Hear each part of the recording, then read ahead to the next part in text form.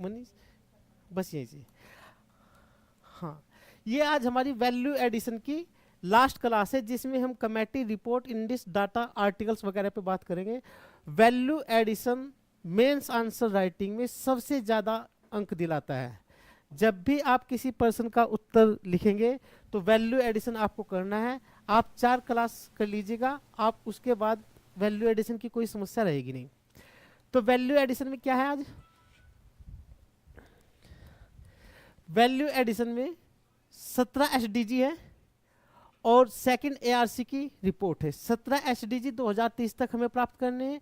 Second ARC की जो report है उनकी संख्या 15 है। उनके सभी के टाइटल यहाँ पर, आप अपना क्वेश्चन जब उसका आंसर देखते हैं तो आप उनको इसमें मेंशन कीजिएगा। जैसे अगर कहीं पर स्वच्छता पर क्वेश्चन आ रहा है या शहरीकरण पे प्रश्न आ रहा है तो वहाँ पर आप एसडीजी 7 का उपयोग कर सकते हैं, ठीक है नहीं। यदि कहीं पर पर्सन इकोनॉमी में आ रहा है तो वहाँ पर एसडीजी 9 का उद्योग, नवाचार और इंफ्रास्ट्रक्चर के बारे में, इसका प्रयोग आपको इंट्रोडक्शन में भी करना है, बॉडी में भी करना है, कंक्लूजन में भी करना है। 1 अंक आपको ये जरूर दिलाएगा एसडीजी। और इसका महत्व केवल मेंस में नहीं है, प्रीलिम्स में हर वर्ष क्वेश्चन आता है यूपी पीसीएस में एसडीजी के मिलान करने के लिए।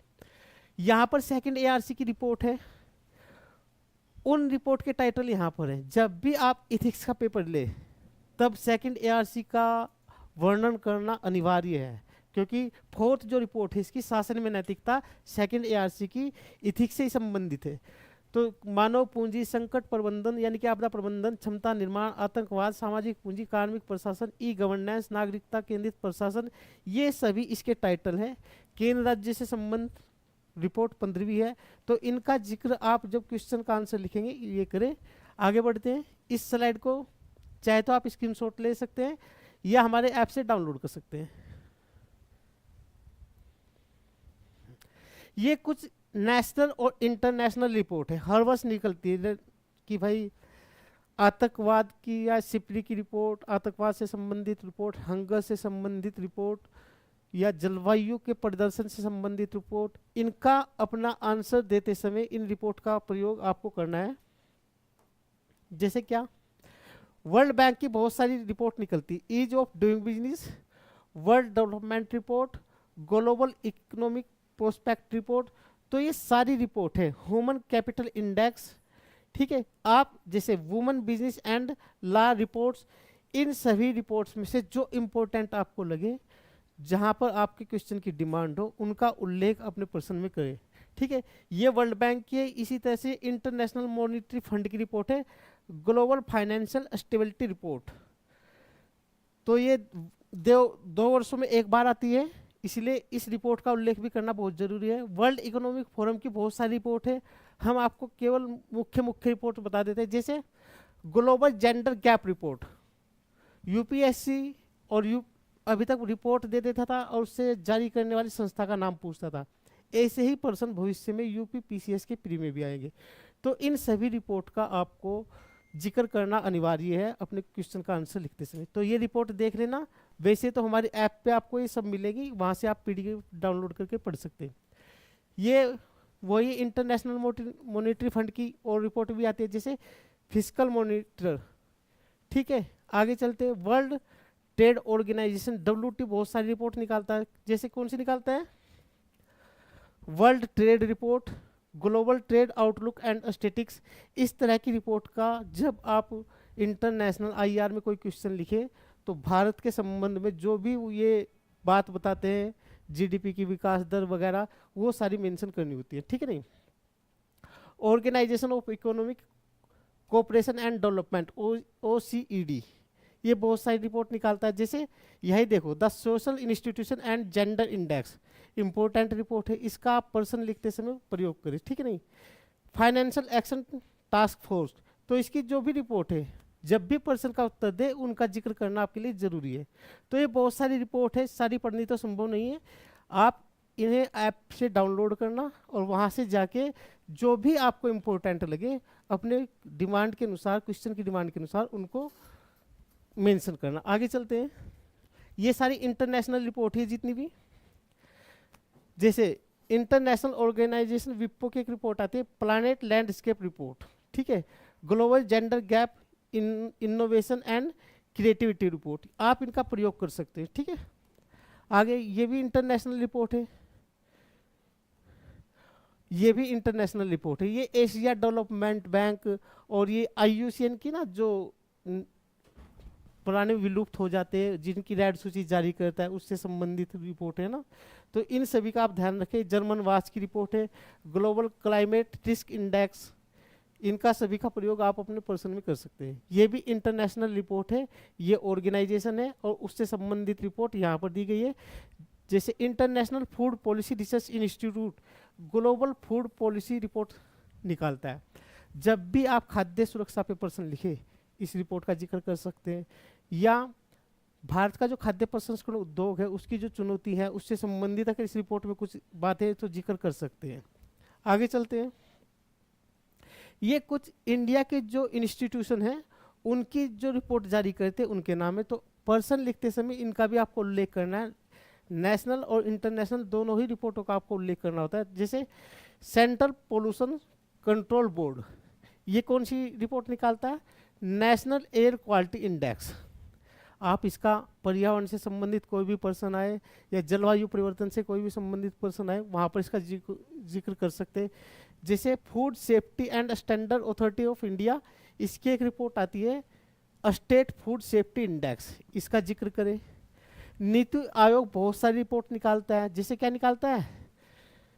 SDG index, SDG urban index, state energy and climate index, India booming gig and platform economy, strategy for new India 75। ये सारी जो रिपोर्ट हैं इनमें से किसी का भी आप अपने पर्सन की डिमांड के अनुसार प्रयोग कर सकते हैं। तो भारत के जितने भी संस्थान हैं इम्पोर्टेंट, जैसे ये है forest survey of India, India state of forest report निकालता है, तो इसका जिक्र आप पर्सन में अपने कर सकते हैं, क्योंकि यूपी में भी फॉरेस्ट है, इंडिया में भी फॉरेस्ट है। जब भी फॉरेस्ट से संबंधित कोई पर्सन आए तो इनका जिक्र कर सकते हैं। तो ये और ऑर्गेनाइजेशन है भारत के जिनकी रिपोर्ट यहाँ पर है और इनके नाम यहाँ पर। जैसे कुछ मिनिस्ट्री है रिपोर्ट निकालती है, जैसे ministry of housing and urban affair निकालती क्या है? स्वच्छ सर्वेक्षण, ये रिपोर्ट निकालती है, तो आप इसका जिक्र कर सकते हैं। आगे और बहुत सारे जितने भी संस्थान हैं भारत के जिनकी इम्पोर्टेंट रिपोर्ट हमारे एग्जाम के लिहाज से ज़रूरी है, तो उन सभी का उल्लेख है।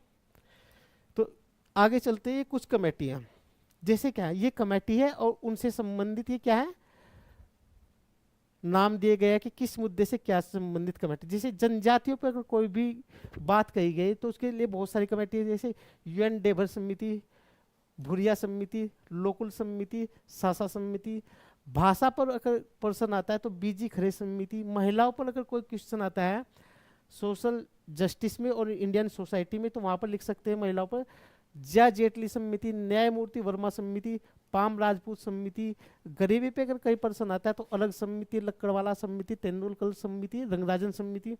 तो सभी समितियों के नाम और उनसे संबंधित विषय यहाँ पर लिखे गए हैं, और ये हमारे मेंस के जितना भी एंटायर सिलेबस है सारी जगह फिट होंगे। इनको इस तरह से डिजाइन किया गया है कि मेंस का क्वेश्चन जो भी करे आप, इनका नाम आपके लिए करना बहुत जरूरी है, आपके अंक बढ़ जाएंगे। तो आगे चलते हैं, ये सारी समिति है कराधान से, रोजगार से, NGO से। जैसे NGO पे अगर पर्सन आ गया तो S विजय कुमार समिति, उत्तर प्रदेश में भी सिलेबस में जो UP स्पेशल के 5वां 6ठा पेपर है उसमें भी तो NGO है। NGO का अगर जिक्र करना है तो हम लिख सकते हैं S विजय कुमार समिति के अनुसार NGO में सुधार होनी चाहिए, ठीक है नहीं? तो ये रोजगार पर, अर्थव्यवस्था पर, कराधान पर, बैंकिंग पर, जीवन बीमा पर, जेल सुधार पर, जनजाति, भाषा, महिला, गरीबी, धर्मनिरपेक्षता, स्वास्थ्य, ई शासन, शासन में सुधार, कारपोरेट गवर्नेंस, चुनाव और राजनीति पर ये सभी समितियां हैं। आगे ये एग्रीकल्चर, भूमि सुधार, उद्योग, बुनियादी ढांचा, सड़क निर्माण, रेलवे, पर्यावरण, जलवायु परिवर्तन, साइबर सुरक्षा, कानून व्यवस्था, सीमा प्रबंधन, पर्यावरण, ये सारी, और पुलिस सुधार, सारी कमेटी और उनके सब्जेक्ट है, तो इनका उल्लेख करना बहुत जरूरी है पर्सन लिखते समय। तो अभी तक हमने रिपोर्ट, सूचकांक, समिति देखी। जब भी कहीं पर्सन में आप सुझाव दे कि इस समस्या का समाधान जागरूकता से लाकर किया जाएगा, क्या कहना चाहिए? लोगों को जागरूक करना चाहिए। तो जागरूक करने के लोगों को क्या तरीके हैं? भाई नुक्कड़ नाटक है, पंपलेट बांटे, बहुत सारे तरीके हैं। या उनसे संबंधित कोई दिवस है वो मनाए। प्रीति वैश्य जी, गुड आफ्टरनून। प्रीति वैश्य भाई, मैं तो टीचर हूँ, मैम नहीं हूँ। किसी और की क्लास तुम देख रहे हो आप? मैं तो कोई बात नहीं, मैं सर हूँ, मैम कह दिया कोई बात नहीं, हम पर्सन हुए इससे भी। तो आगे चलते हैं।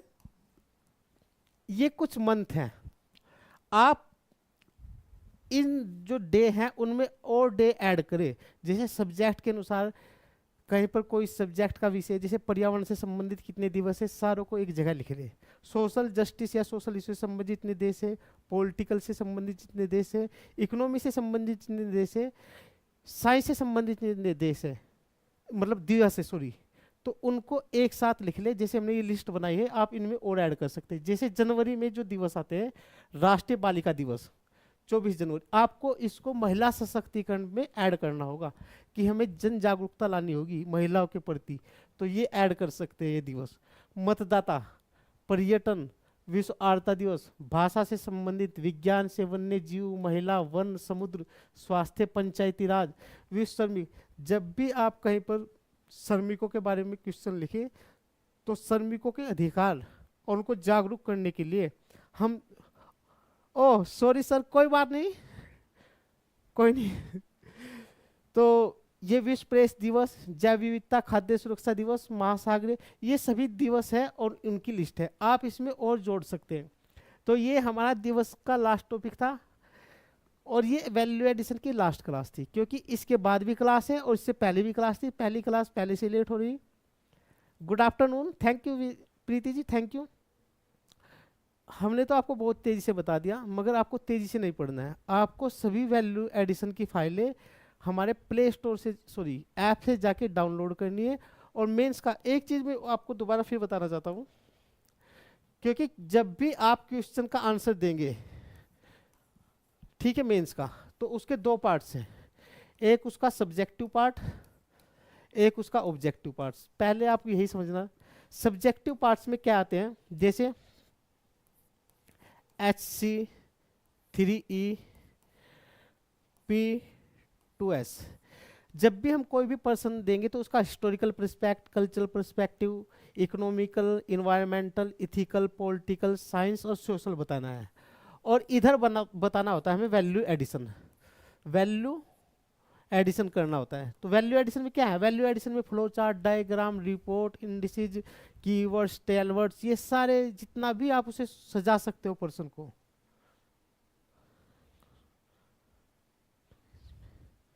ओ अच्छा, मैम ही ध्यान रहती, कोई बात नहीं, सर को भी ध्यान कर लिया करो, ऐसी बात नहीं है, कोई बात नहीं, गलती हो जाती है, ठीक है नहीं। तो ये मेंस के आंसर राइटिंग की बता रहे हैं, और ये लास्ट क्लास है आज इसकी वैल्यू एडिशन की। तो अगर आप नहीं देखी तो पहले जाके देख लेना, और ये इसकी सारी PDF ऐप से डाउनलोड कर लेना। तो इस समय UPSC हो चाहे UPPCS हो, सबसे ज़्यादा अंक वैल्यू एडिशन से मिल रहे हैं। और इंग्लिश मीडियम वाले बच्चे वैल्यू एडिशन पे सबसे ज़्यादा काम कर रहे हैं, क्योंकि ये वाला पार्ट हिंदी मीडियम के बच्चों का भी लगभग कॉमन ही रहता है और इंग्लिश मीडियम का भी। सबसे ज़्यादा काम वैल्यू एडिशन पे कर रहे हैं इंग्लिश मीडियम के बच्चे, इसीलिए सबसे ज़्यादा अंक हिंदी माध्यम के बच्चों की अपेक्षा उनके आते हैं। और हमें भी काम करना है किस पर, वैल्यू एडिशन पर। तो वैल्यू एडिशन की हमारी 4 क्लास हुई, 4 की 4 आपको देखना बहुत ज़रूरी है। और मेंस आंसर राइटिंग की सारी क्लास देखोगे ना, तो आपको